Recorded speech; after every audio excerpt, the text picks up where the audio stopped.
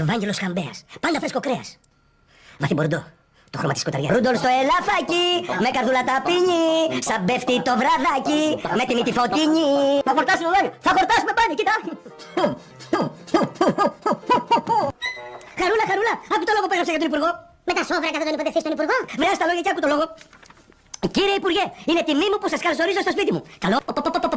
Αντάτε, φύγαμε και με την ίδιο, ρε.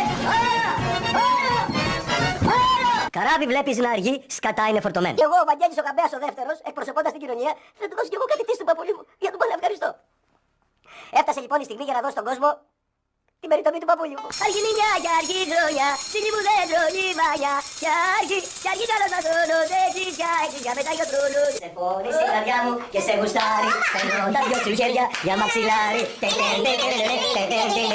Ας έλα γύρω